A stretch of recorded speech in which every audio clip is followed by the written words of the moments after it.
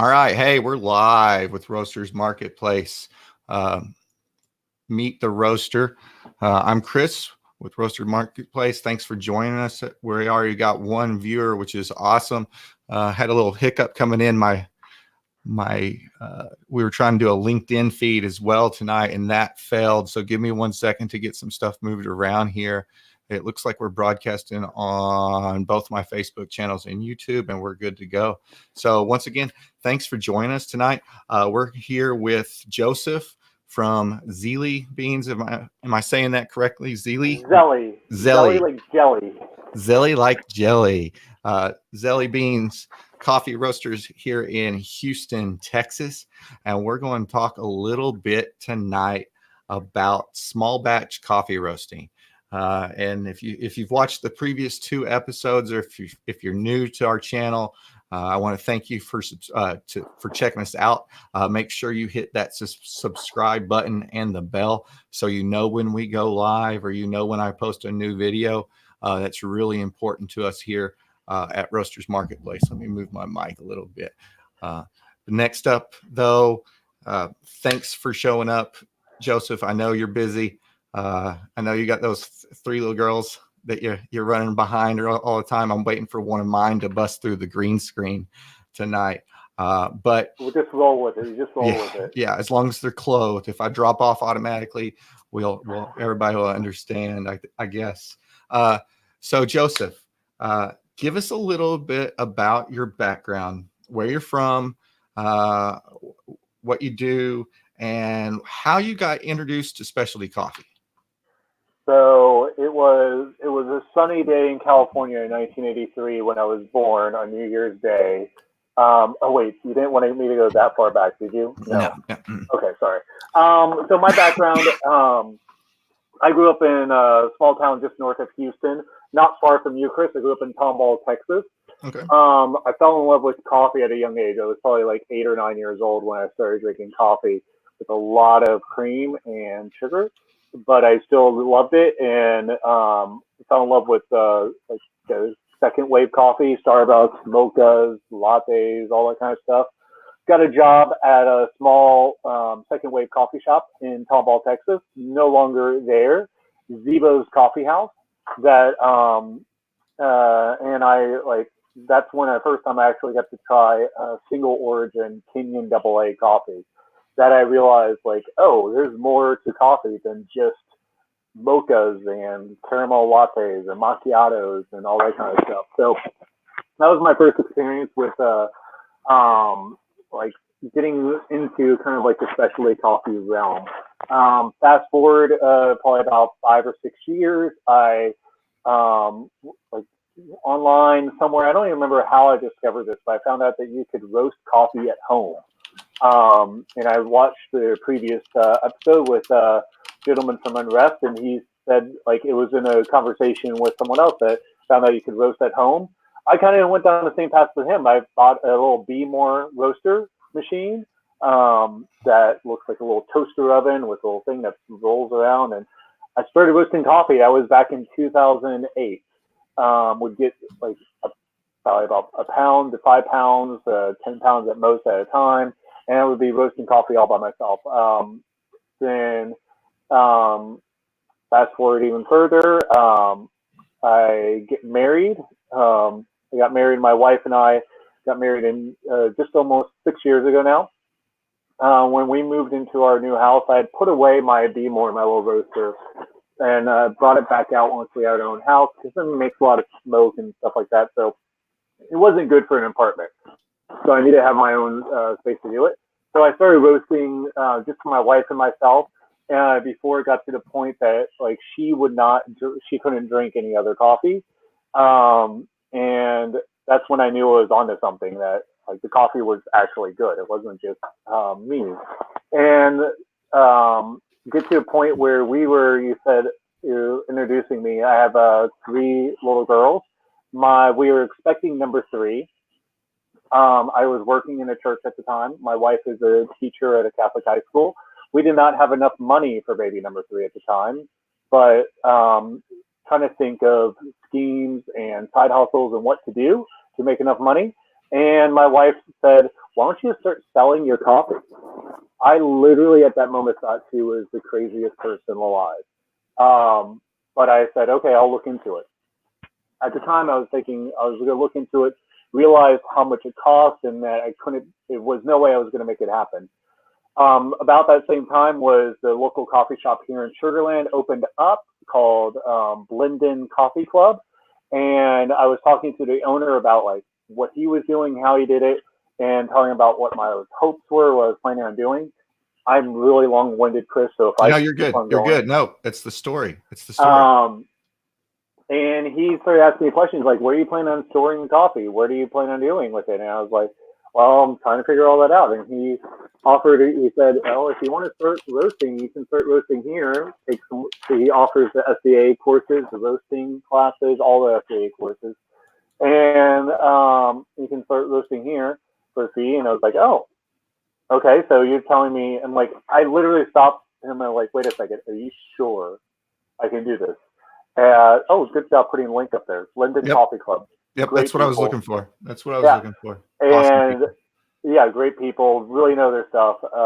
And it was too perfect to pass up. So I could basically, without like thousands and thousands of dollars of overhead, I was able to get into a space storing coffee, roasting coffee with educational purposes and like in like everything there. It was too good to pass up. And um, our second child, our second girl, is named Zelie. And one of the days we were like, great pet names. And so one of the days I was like, "Hey, Zelie Bean, let's go." And I mean, she was like a toddler. And I was like, and I literally stopped and turned to my wife. I'm like, "Zelie Bean, Zelie Beans Coffee. That's the name of the coffee business." Her first reaction is like, "What are you going to tell Evelyn, our oldest daughter?" um, and I was like, "Well, we'll figure something out. Like, I don't know, we'll figure it out." It's it's much more And creative than how we got our name. So, but and everything just seemed to be coming together, working out. I took the SCA Foundation course in roasting. I got started. I got the green coffee I needed to do, and I just started roasting. And I literally like went on Facebook, sent the thing like, "Hey, who wants to be the first people to try my coffee? $10 a bag." And very early, just testing the water, seeing what people thought, and people liked it. Kind of continued, and then from there, like that was that 2 years ago, a year and a half, almost 2 years ago now. So yeah, here we are. Here I am talking to you, Chris. Nice. I'm going to back you up a little bit to explain a few things. I can go into explain it, but I think it'll come back to you since you've got way more time in coffee than I do. Tell our audience what you meant by second wave or second generation. Oh, good. I kind of say things without realizing. So there's in coffee, there's kind of like this. They kind of break up history, like recent history of coffee, in three waves. Three waves. First wave was kind of like the canned coffees, like the Folgers, and that was like the first, because before canned coffees, it was actually. Oh, I wish I had it here. I found this. This on the side. I'm sorry, Chris. This is, No, but it's tied. It's cool. Before they had canned coffees, if you wanted coffee, usually you lived near a port city and you would buy green coffee and you would roast it in your house and you would drink it in your house. Reason why I know this is I found an old historical cookbook that was from New Orleans, and it's this amazing thing. It was like I got really into like Black American history and like equal rights and like all this kind of stuff. So I got really interested in this. And I saw this like a historical from like she or like former slave woman like owned kitchens, and like she was in like this cookbook that she created. And there's first within the first chapter it has a thing about coffee, and she talks about sourcing coffee and finding the right type of green coffee and how to roast it. And so that's almost like a the zero wave. because there wasn't really a wave. Like first wave was canned coffee or instant coffee, different things like that. Second wave kind of started off with Peet's Coffee and Starbucks Coffee, which kind of brought more wider sense of like coffee, like the mochas and lattes and cappuccinos, espressos, all this kind of stuff, along with like, hey, French roast coffee and like buying coffee by the whole beans and stuff like that. And then there's the third wave coffee, which tends to be more focused on single origin coffee, specialty coffee, small, like a higher grade of coffee. We get a specialty coffee. When I say specialty coffee, there's a grading system within coffee of up to 100 points, like a score of 100. And anything varies from what I've read, but anything from 80 or 83 up is considered specialty coffee. Anything below that is considered commodity coffee. Commodity coffee is typically goes to Folgers and community roast and things like that. Yeah. I'm long-winded. There you go, Chris. That's perfect. That's the exact explanation that we needed to share with some of our viewers might not know that. They might, that's why we started the show, is to is to educate people who might want to know more about their coffee, and that's why we're here. So you got into it kind of as a hobby. I'm catching up because we covered a lot of my list here. Yeah, I'm long-winded. I like to talk a lot. You're good. No, you're good. It's perfectly fine. And hopefully people are listening that can ask questions too. I like impromptu questions. We've sent the request out. We're on my Facebook feed as well as Roasters Marketplace's feed, so we should be getting some feedback off. I'm also trying to keep track of my own feeds as well to see if anybody comments or asking questions too. So nice. When you started roasting, let's see, how do you start your process typically? When you get, I talked to you a little bit about before you launched your Evelyn's Espresso, right? Yeah. And that process of you getting it right, walk me through. Do you just go get some green and then you roast it, or you go to a cupping? How do you decide which path you're going to take with your next roast? So I guess for me, the first step is the sourcing the coffee. Where we get the coffee matters a lot for me and Zelie Beans Coffee. I only source my coffee from typically smaller family-owned farms because we are kind of like a mission-based coffee roasting company. I say we is me, but we're mission-based in the sense that we our mission statement is families helping families through specialty coffee. When I first started learning more and more about coffee and learning about how the history of coffee, I can go on, and I don't want to bore people, so I'll try to be very succinct about this, is that coffee, unfortunately, some parts of coffee has a nasty past. Like some slave trade situation was part of that and everything, and then taking advantage of natives in different parts of the world, from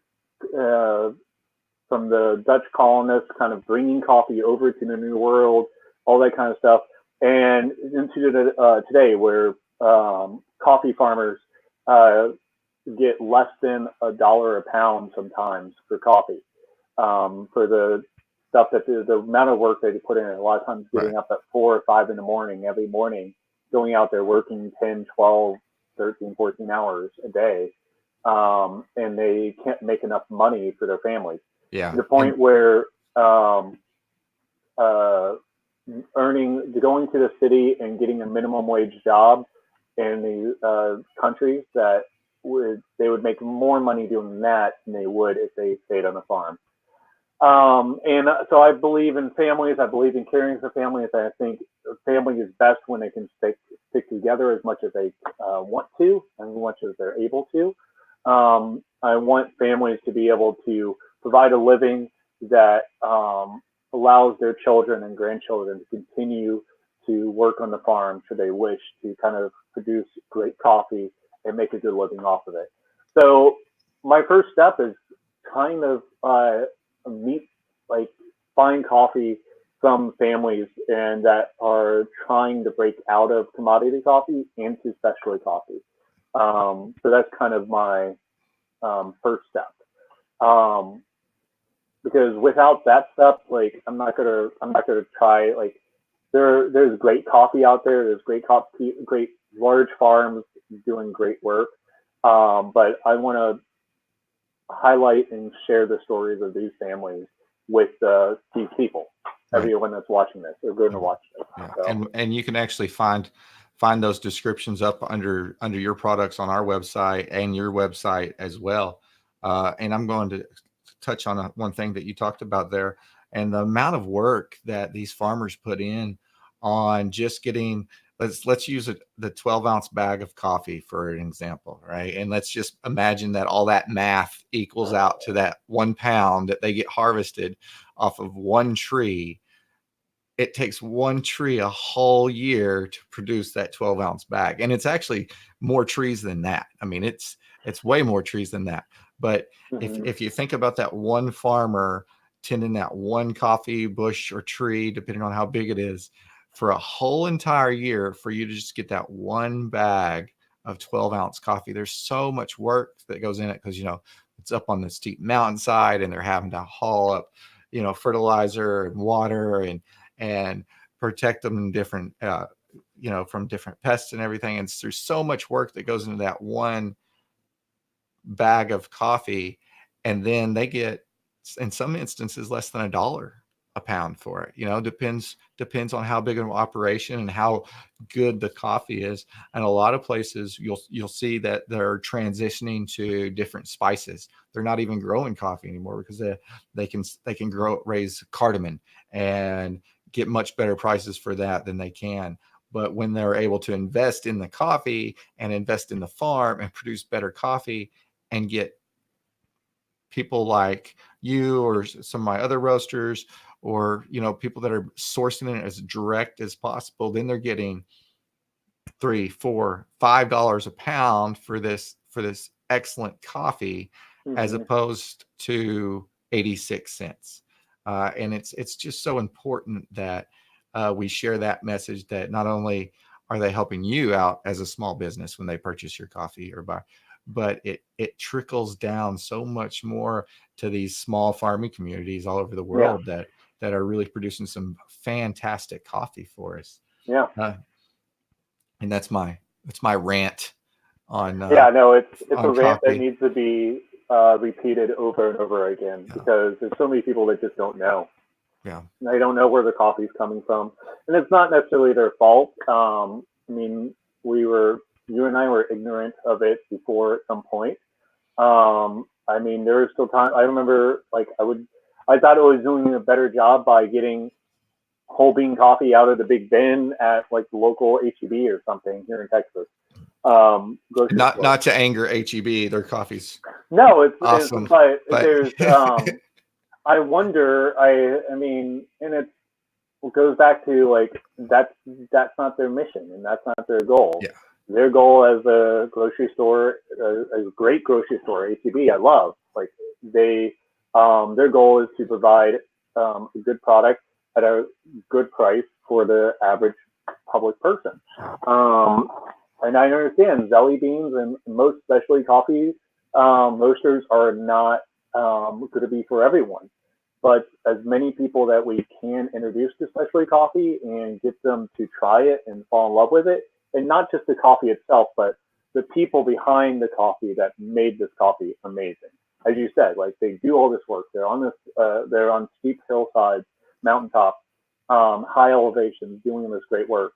They deserve to be compensated a livable wage, at the very least, a livable wage, one that they can put their children in school maybe their children and grandchildren can go to university and get degrees, and then come back to the farm and make their coffee even better. Is that Yeah. is that like unreasonable? Like, I don't think so. Like, It's a good mission. It's a great mission. Um, when we now we're going fast forward, we're going back to you and the roasting process a little bit more. yeah. Um, what's your favorite part of the roasting process? I know we've talked about this before too. Uh, and I've even been texting you and you're like, hold on, this is it. It's coming up. So what's your favorite part of the roasting process? There's so the whole process is very like it's very exciting for me. Well, I shouldn't say the whole part. There's a part that like the most exciting part for me is developing the roast profile for each individual coffee. Um, each coffee is very unique depending on where it's grown, elevation, and everything else like that. And then based off of those aspects, determines how you roast it to get the best flavors out of it. And I'm not just talking about whether you roast it light, medium, or dark. I'm also talking about like how much heat do you start with? When do you bring in air into the cycle? Like all these little things that like little changes in a matter of 10 seconds difference and 4 or 5 degrees Celsius difference can like really change the end result of the coffee and how it tastes in the cup. And so my goal is to like, so that's my favorite part is like tweaking and like starting out with like, I know there's a good flavor in the coffee and there's a matter of like trying to get like not just good, but great and excellent flavors out of it. Because the better I do with that, that means the better I'm serving the growers and producers because they put all that work in it. I might as well be putting as much work into developing that same coffee to make it as delicious as possible. That's my favorite part of it because there's so much tinkering and playing around with it. I could roast the same coffee.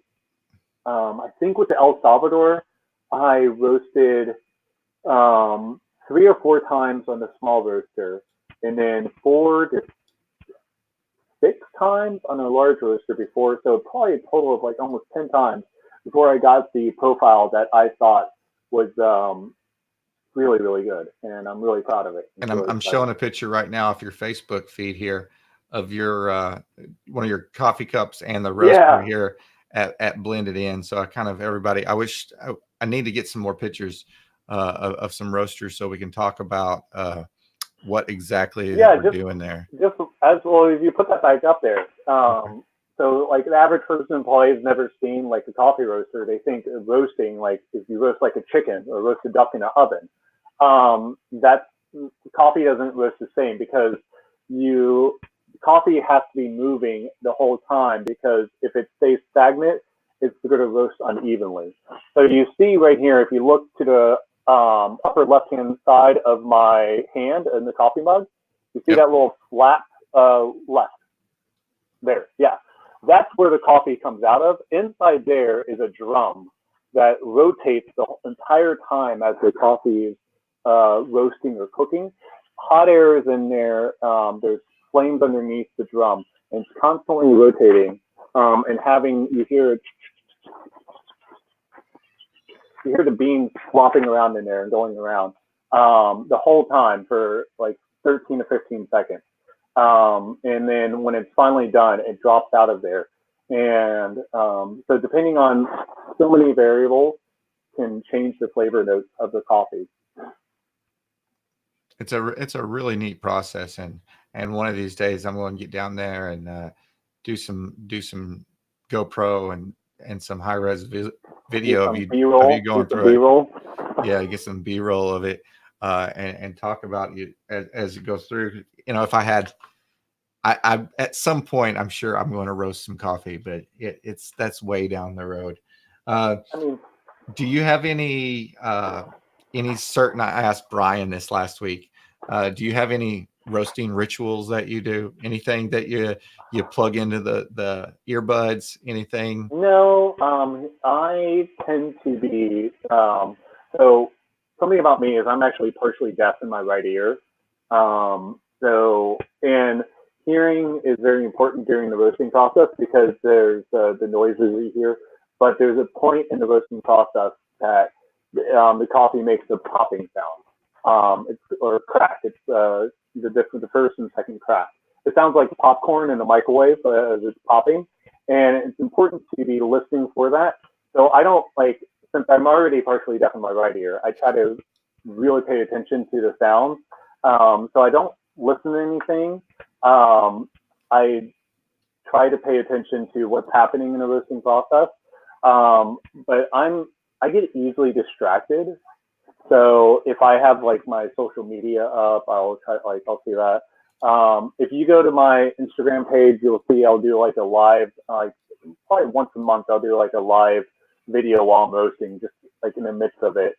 And it's just get like, it's, you can kind of see what's happening there. Maybe I'll do one this next Monday and we can, maybe I can figure, anyways, we'll talk about that later, Chris. Okay. Yeah, no, we'll figure it out. Yeah, there's different ways to live stream on different things. This one that I'm using right now, you can do YouTube and Facebook and LinkedIn, but you can't do Instagram at this point. But that's where all the millennials are. Well, it all depends on what everybody's. YouTube's crazy. I'll get into those demographics later on, but it's amazing. Yeah. What's your favorite way? This brings up a question I was going to say, or something I was going to say earlier. All the work that you put into the coffee, and all the work that the farmers put into the coffee, and this is kind of, and I've been kind of a little bit overzealous, I guess you could say, on some of this stuff where I'm like, why are you not weighing your coffee when you make the coffee? And you can do all that work to get to the end point, and then somebody, maybe they don't know any different way of making the coffee, and it turns out bad, and they're like, well, this coffee's horrible. Well, how did you make it? Well, how much did you use? And so that brings me into my next question. What is your favorite way to brew your favorite coffee? If you have a favorite coffee, or your favorite way to brew. Well, right now I'm really digging the El Salvador or the espresso blend, the Evelyn's espresso blend, because like I like a good espresso or flat white. So for me, I like espresso. To me, like kind of like shows like the intense, like the will highlight any of the great characters, but also will highlight any flaws that are in the coffee typically. So if it's a little bit roasty, whenever you're doing a pour over on it, it's going to be especially roasty as an espresso. If it's kind of acidic as a pour over, it's going to be very acidic as an espresso. So I like to have an espresso to kind of like, that's where you can kind of tell like, oh, like, is it well rounded? Does it have just enough acidity and sweetness to kind of like pop through on an espresso, or with milk, a flat white? So for me, like right now, I'm really digging the El Salvador, especially as an espresso or a flat white or cortado, because it like the deep, rich chocolatey notes on it are just come through so much. Like the first time I had some a local shop, like I take my coffee all over the local shops in Houston and have the baristas, the managers, other people try them out and everything. The first time they brewed it up as espresso, I had them do it as espresso and it was good. And I was like, can you do it as a cortado as well? Cortado has like a couple shots of espresso and just a little bit of milk, not a lot. Steamed milk, I should say, hot steamed milk. And I kid you not, it was like drinking a Dutch hot cocoa with some coffee flavor in it. It was so delicious. It was so amazing. So if anybody out there likes to do espressos, the El Salvador comes through amazingly as an espresso. So we've got our first question of tonight, and I'm going to show it up on the screen here if it works right. All right. So Julian says, how cool is that? Julian says, So I've recently got into higher end bourbon whiskeys and have been learning about the different flavor profiles: leather, oak, vanilla, etc. Far superior than regular called whiskeys. Coffee is the same, I'm sure. Which profiles do you prefer and look for in some of your favorite coffees? So I'm going to jump in on that one. Yeah. So when I wake up in the morning, I've got a bad sweet tooth. So I want something really, really dark, and I'm going to put some heavy cream, and I'm going to put some sugar in it, or some honey, or some, some natural processed sugar that has some different molasses character to it. But what I really want is those really rich, earthy, grainy, roasted, like toast flavors or chocolate flavors that are coming through the coffee. And that's usually my first morning cup. So my first morning cup is your typical dark breakfast blend or your typical dark roasted coffee a lot of times. But I've been experimenting with the different the fermented coffees, the honey process, the black honey, the yellow honey process, and those I don't like cream and sugar in. Those I like maybe a Chemex pour over later on in the day for a nice cleaner cup, where the flavor profile's more light and not necessarily relaxing because it is coffee, but it's just got a different feel. I mean, I can do one of those other coffees in the morning, but I'd a lot rather have a darker, maybe a medium roast coffee with some cream and sugar in it to blend it out first thing in the morning. That's my sweet tooth. I quit smoking about it's 2000. Are you looking at your watch? No, I'm looking at the calendar, what year it is. So in 2013, I quit smoking. Oh, okay. And before that, I never had a sweet tooth. And I went from cigarettes to sweet tooth. So I've replaced it with something probably just as bad for you with sugar. But hopefully, Julian, that kind of answered your question on that. If you look at it, I'll go find it here in a minute, or I'll share it with you.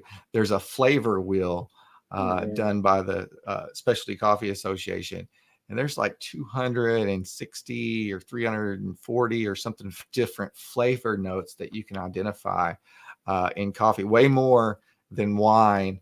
I know some people get upset, but way more than whiskey, but there's just more varieties to it that those flavors really come out, from everything from lemon and lime on an Ethiopian or one of the floral coffees from Africa, to some really dark, almost rubbery accents that you get from like a dark roasted coffee. Joseph, for you? I'm similar. I have a strong sweet tooth as well. I don't drink sugar in my coffees, but I like cream. I like milk in my coffees or cream. But for me, I go back to African coffees a lot. I like those really high acidic, very sweet coffees. Sometimes, so you get some floral notes, as you said, jasmine. You get some and there's this. I'm trying to remember which coffee it was, but it had growing up, my grandmother used to eat grapefruit, and I hated grapefruit because it was like sour tart and everything. It was just too much. But there was this coffee I had, and it was if I had ever tasted, well, I never did, but if I would have ever had a sweet grapefruit, the grapefruit's like the flavor but sweetness to it, and not like this acidic tartness. That's what this coffee would have been like, and it was so amazing. Those are the type of coffees I tend to like most. But I like finding coffees that have very subtle flavors. I like some of the nutty flavored ones that have some subtle nut flavored coffees and stuff like that. But those are the kind of things that I typically go for. So. Yeah, and it's kind of amazing.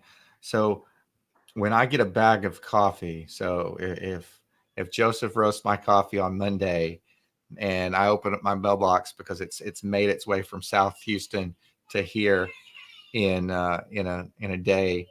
And from the time I opened that coffee to the time I finish that coffee, the flavors of that coffee change. It Mm-hmm. really does change. What you might get that first day after you open the coffee might not be the same, because it loses character, but not necessarily in a bad way. When you're talking about 4 or 5 days or 7 days, when it's still been in that 1 to 3 week window of when it's roasted, and it's kind of amazing to see the notes that you get on day one as opposed to notes you get on day five. Coffee doesn't last long in this house. We drink a lot of coffee, but it's amazing to see what character comes out on day one, or from the different way that you brew it. Because me and you had the conversation when I did a French press with your El Salvador. Oh, I don't. Here we go. I hit the wrong button. We don't want JJ Watt breaking down my door, Julian. I'll hold that off on that one. We're bad mouthing HEB. It might get us some press though. So I'm not bad mouthing them. I'm not trying to. Yeah. That's just like our grocery store that we go to. That's the one I see, and I'll go walk down the coffee aisle every now and then and just see. But normally we don't even go down the coffee aisle because that's not. We go every now and then. I'll go down and just. Honestly, I'm not even like really looking at brands or anything. I'm just trying to see how much they're charging per pound, and I just know I know margins within the coffee industry, and I just know like it's like I I wonder how much is getting to the farmers and growers, and that just concerns me. But I don't mean I love HEB. That's the only place we shop. I know we don't shop anywhere else. Yeah, I actually know some of our cashiers by name because they know the girls, and so every day when we go out, we say bye to them. And my wife looks at me like I'm crazy. Like, how do you know them? I was like, I see them twice a week, sometimes 3 times a week, even. So we'll move on.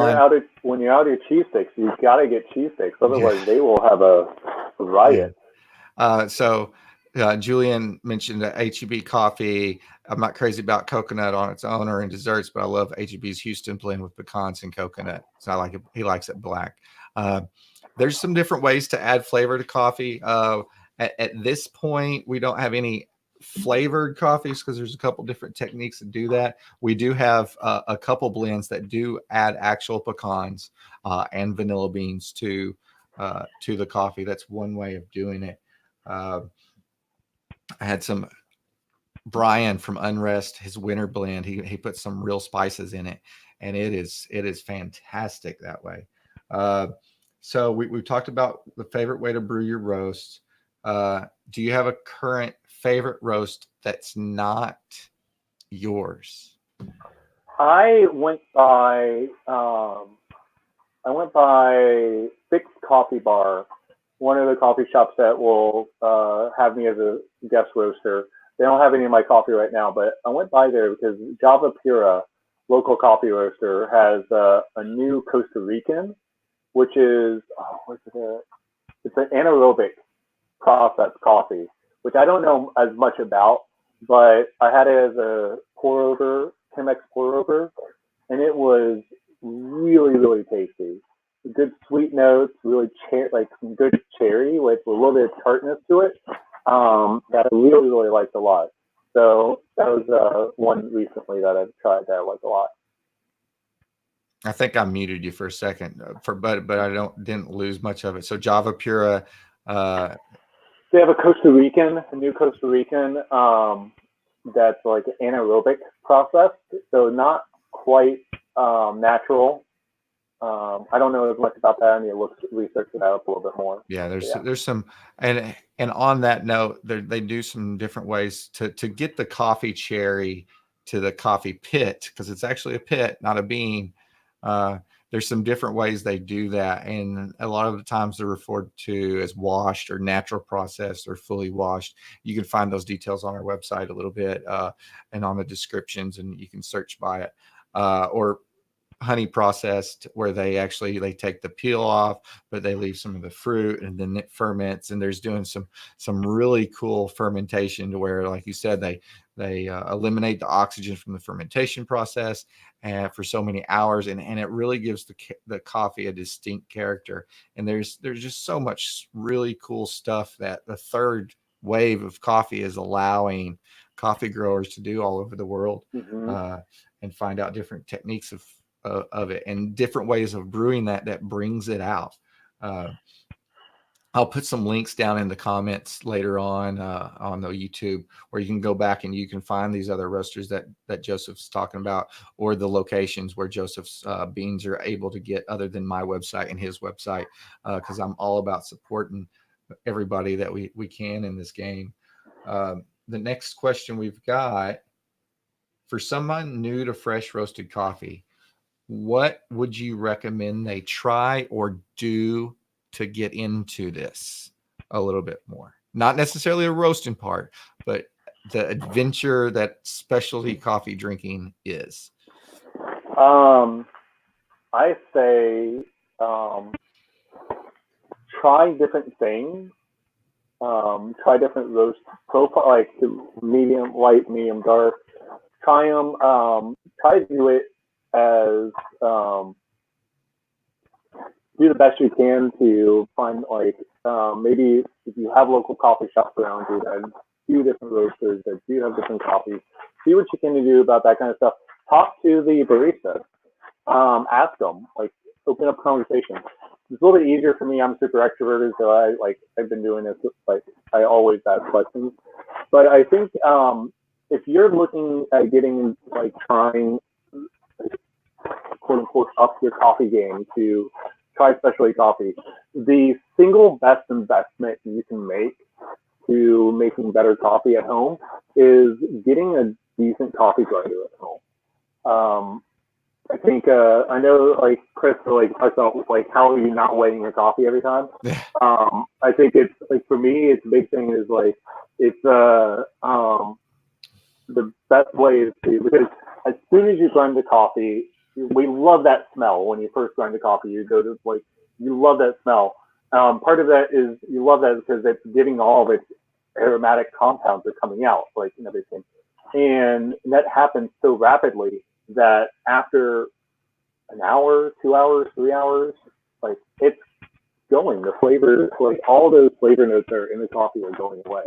Yeah. So single best investment is buy, like, a decent burr grinder at home, and grind the coffee right before you brew it. I think that's going to change the way, even if you're continuing to, like, even if you're not getting specialty coffee, but, like, you're getting, like Julian that's getting the pecan coconut from HEB. If you're not already buying whole bean and grinding it at home, if you start doing that, you're going to start noticing a difference every day in the flavor, like the Definitely. Coffee and how you experience it. Definitely, so, yeah. I was, probably. So 2010 is when I first started grinding coffee, because I remember I moved to Fort Leonard Wood, and I couldn't find the whole bean Dunkin' Donuts at the commissary. Like, that's what I wanted. I wanted the whole bean Dunkin' Donuts. I mean, it's good coffee. I mean, it's consistent, good coffee for what it is. And I couldn't find it in whole bean. I had to get it ground, and I was so upset. But that's a whole different thing. I would definitely say that the scale, when I started weighing coffee, was the game changer. When I started weighing the coffee out before I ground it, was the game changer for me. And I've got 3 different scales, and I got to get a new microphone for my camera to do the video. But the scoop method, it works okay, but I can take 3 different coffees and get a scoop, and they're all going to weigh different, and they're all going to brew different, and they're all going to have different results. And a lot of times you see people that are complaining, oh, this coffee's not strong enough, or this coffee is too strong. Well, did you weigh it? Well, no, I just did a scoop. Well, what's your scoop? Well, it's the one that came with the coffee pot. Well, how big is that? I don't know. It's a scoop. If you're spending money on the coffee, get a scale. And Yeah, it doesn't have to be let alone is it a heaping scoop? Is it a level scoop? Oh, Like, I've got 6 different scoops over here ready for the video. It's ridiculous the different sizes that they are. So we hit that. Is there a particular method that if you said this is the way I'm going to brew coffee that you can't that you won't give up, that you wouldn't give up? Like if we were going to take one thing away from you, what would that one thing not be to brew coffee? thing, or I'm kind of understanding Like this. espresso or a pour over, like a V60 or a Chemex or what? Like, I love different types of pour overs, but if I don't have the ability to have an espresso, you're just ruining my life. You're making life unbearable. Like, I need to be able to have espresso. Is there something? Yeah. Is there one that you recommend for budget friendly home espresso machine? The Breville makes a pretty decent one. I'm trying to remember which model it was. You can look on the I think is it SCA, but Breville makes a really decent espresso machine. That's something actually I'm interested in trying to do, is trying to help people like that might be interested in doing espresso at home on how to do that. Because it can be daunting at first, but it's definitely doable for the average person. But for me, espresso is like my wife and I did our honeymoon in Italy, and we had espresso 4 times a day, every day of our honeymoon. It was either macchiato or espresso. So yeah. Nice. So, and I'll need these links from you. To go later. But where else other than Roasters Marketplace and ZelieBeanCoffee.com, right? That's your website. ZelieBeansCoffee.com. Where else can we find you here local around town for my Houston people? So right now, because I've mostly been a guest roaster at places, I'm not at any, none of my retail bags are being sold anywhere right now. I'm working on a couple different locations that I will be, hopefully within the next week or two, will be live, and that people will be able to do that. One will be a central location in Houston. One will probably be down here in Missouri City, Sugarland area. And but I don't want to speak prematurely just yet on that. Okay. But Fixed Coffee Bar has had my coffee. They have a rotating list of guest coffee roasters. It's FIX Coffee Bar here in Houston, off of Montrose. No, Westheimer, near Montrose. Another one that's had my coffee has been Slowpoke. They have 2 locations, about to open a 3rd location. I'm talking with them again about possibly having my coffee on their espresso bar soon. And Through Good Coffee in the Heights is amazing. They've had my coffee. I'll probably be talking with Johnny over there soon about working me back in the rotation. But I'm looking at a couple shops that will looking at having me as their main coffee supplier soon. So awesome. We've got a question coming up. I'm going to put it up on the screen right here. If you were cold brew a batch of coffee, what roast would you use, and what water to coffee ratio? The water to coffee ratio, I think, is still like a 1 to 15. Well, coffee to water, 1 to 15.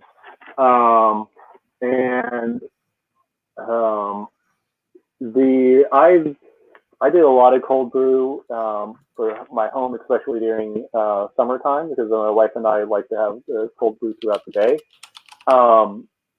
And the type of coffee can vary, depending on what you like.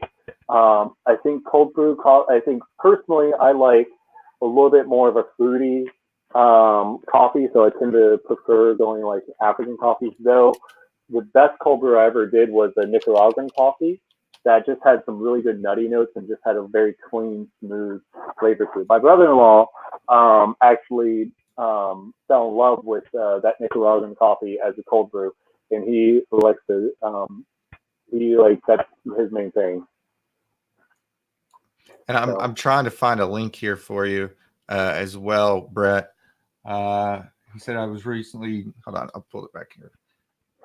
Brett, you agree with what? I said a lot. Yeah. So I've been my go-to source lately has been James Hoffman's YouTube channel. He does a fantastic job producing the videos. He does a fantastic job explaining. So I'm going to put a link in here to his YouTube video. I don't have time to go in here and watch it right quick, but I'm willing to bet that James has some different stuff to say on coffee ratios for different things on this video. If you like it, please like and subscribe his channel. He has awesome information on his channel as well. So I have a cold brew coffee pot, but I haven't messed with it since I got into this. I think I got the Hario. I have the Hario tall glass one, but then I just got to the point because it wasn't ever enough for us. Yeah. I just got to a point of putting it in a bucket like this, clear bucket like this, grind the coffee up pretty coarsely, like a French press, put it in there, pour the water over it, and just pour it. And then when you're done, pour it through a strainer, and then second time pouring it through a cheesecloth. Yeah. Then you don't have to have a bunch of extra stuff. Like there's no need for fancy stuff for brewing cold brew. Cold brew coffee literally can be the easiest coffee to brew, and it's so delicious. I love it. And I've been doing the last ones I've been making. I've been using my AeroPress to just do it right over, do it hot, do it at about 180, do it right over ice, and the ice melts into it, and it's really good. Do you do like a higher concentrate, basically? You do like a maybe like a 1:18 ratio type of thing, 1:19 ratio, or?